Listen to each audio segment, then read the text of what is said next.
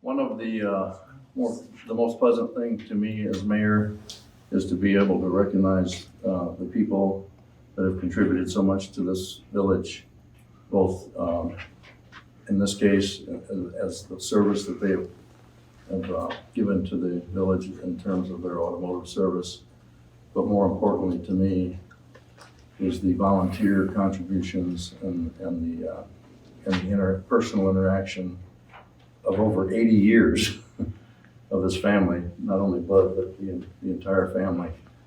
That I think the value of those personal connections and interactions are really what makes this village unique. And this family has certainly done that. I don't know over the 80-year expanse all of the wonderful things that they've done for people and all of the nice things that they may have done that nobody knows about. So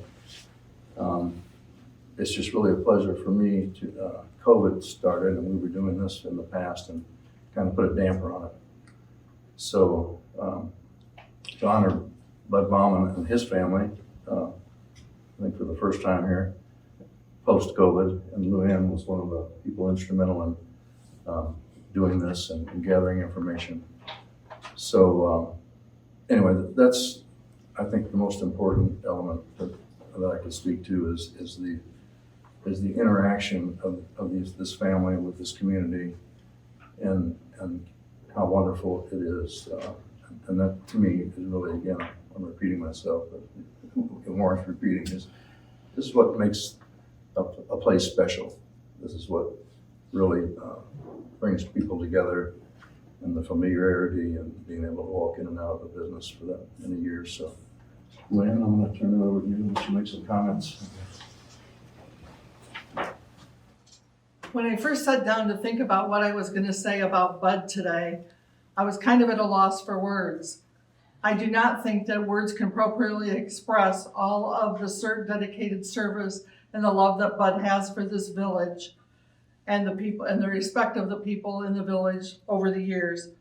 For those of you who don't know, Bud grew up in Whitehouse on Providence Street in a house that was next to the funeral home and graduated from Anthony Wayne High School in 1964.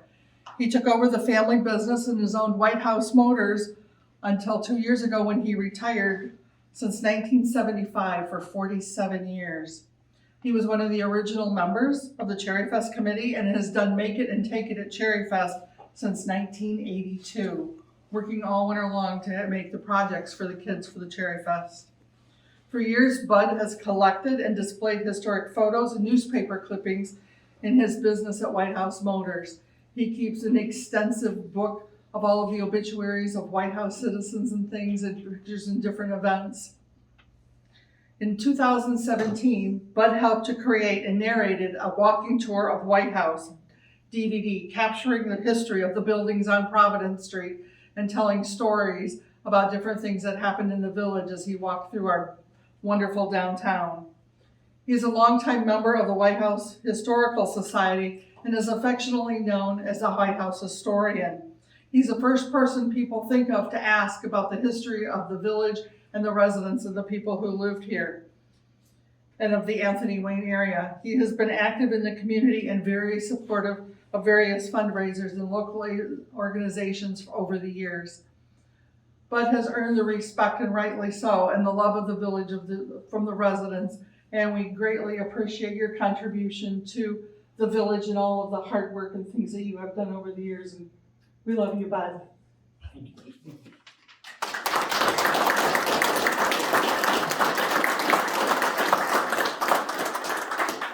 As in the past, the volunteer efforts on behalf of Bud and his family and the contributions and the volunteer aspect to me is the most important, and obviously they've continuously done that over many years. So we certainly thank you and appreciate you and your family's contribution to our village.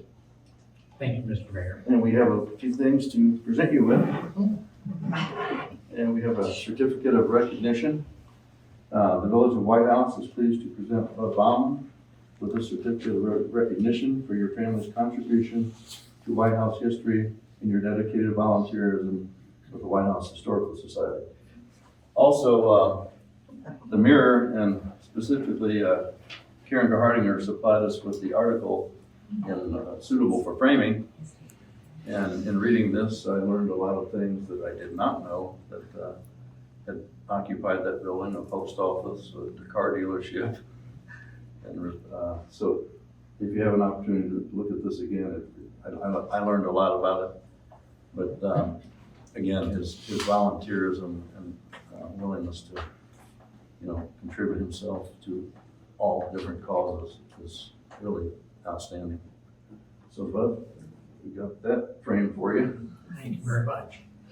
And you can pass it on. If you can't see, I know you can't see, but this is Bud on one of the old-fashioned bicycles with the big tire riding down the street. And so, wants to hold this.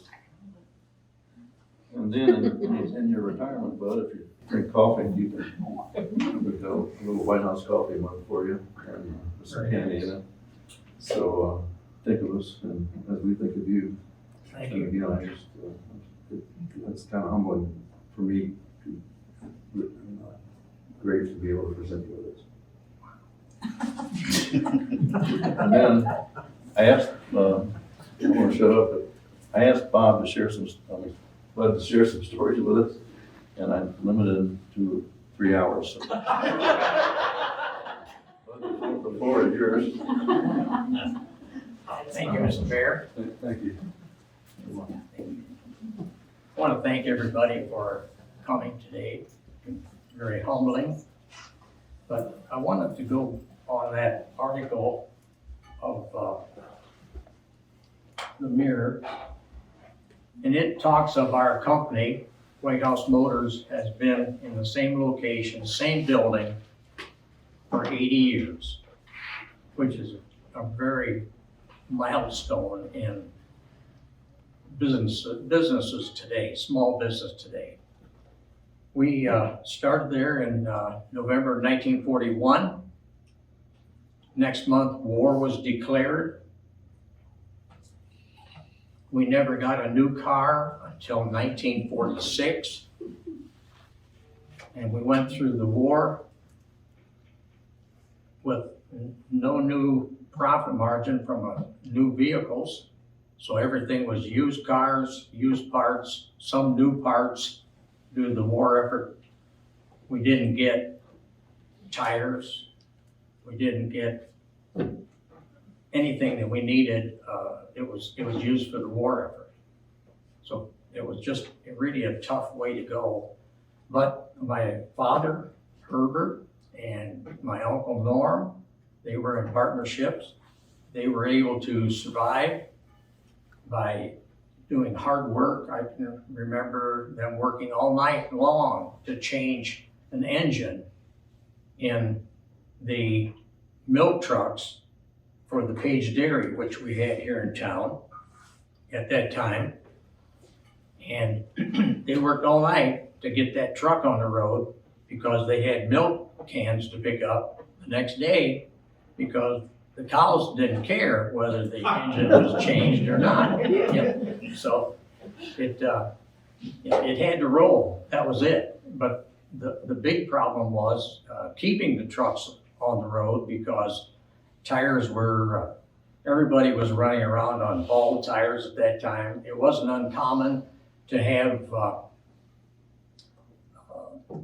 your tires stolen during the night.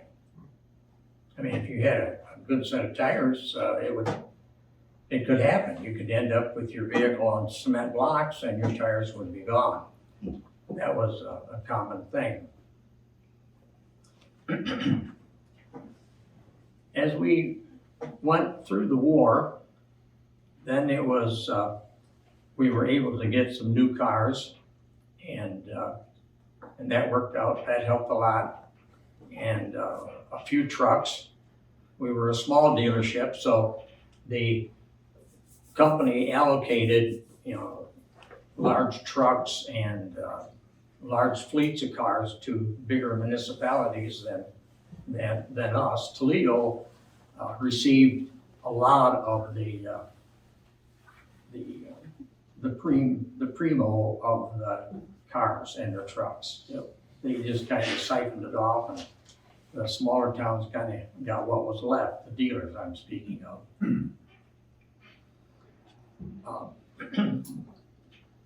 Stepping ahead, one of the things that I really enjoyed over the last 20-some years has been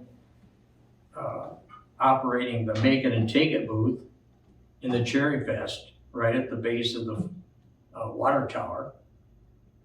And the person that got me involved in the Cherry Fest was one of your past council members, B. Ludwig. B was very, very supportive of the community, and she helped get the Make It and Take It booth to be something to be enjoyed by the children of the community. But she also added a lot to the common good of the community. She was just so instrumental in supporting of all of the things that needed to be done and helped things get done. And she helped me very much in my endeavor with Make It and Take It booth. Those of you who are not familiar with Make It and Take It, it's a project where children get to assemble small pieces of wood to make a toy that they can take home. And there was a donation involved, and the donation was 5 cents. So you can see it was not a big money maker, but otherwise the children would come up and then run off with all my wood parts, and then I wouldn't have anything left. And the one thing that helped an awful lot for me was the shop class at Anthony Wayne High School was very helpful in providing me with parts. Some of the stuff I cut myself in my workshop, but they were very helpful in supplying, some of the harder parts. And it was the children, the students, that really helped, cut the parts and make them available.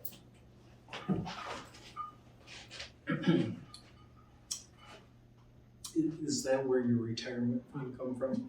Make it and take it? Yeah. No, let's be modest. All his proceeds he gave to the Cherry Fest committee to go back into the parks. He didn't make a dime off any of that. Yeah, the entire, sometimes it was a significant amount, and other times it might be, $30 or maybe even less. That was turned over to the general fund. But all the money that we received went to the park effort. Well, with that, I think I'm done. Are there any questions from, hi, Tom. I know. Good. Any questions? I have one. Yes. What is your hope for Whitehouse going into the future and how it looks back on this time as we are making history? What do you think people will remember about Whitehouse 20, 30, 50 years into the future?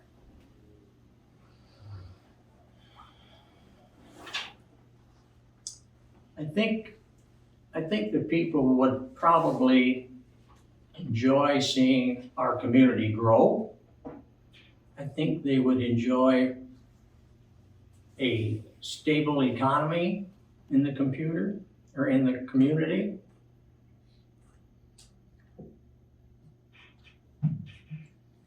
I would hope that the people would look forward to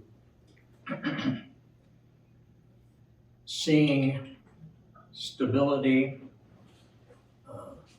a growing community, and a support for our past veterans